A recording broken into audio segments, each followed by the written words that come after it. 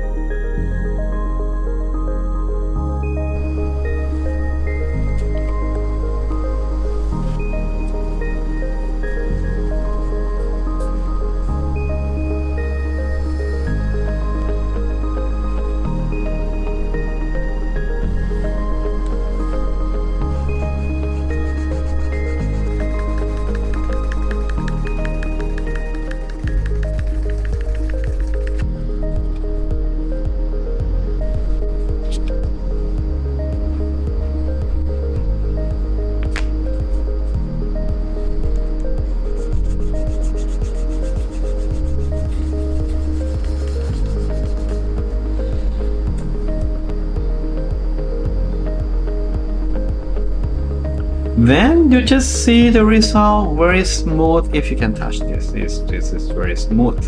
And I just use only canvas, sandpaper, wax and gum.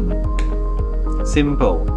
So if you saw me at the first time, please consider subscribe, like and see you next time. Thank you from Thailand. สวัสดีครับ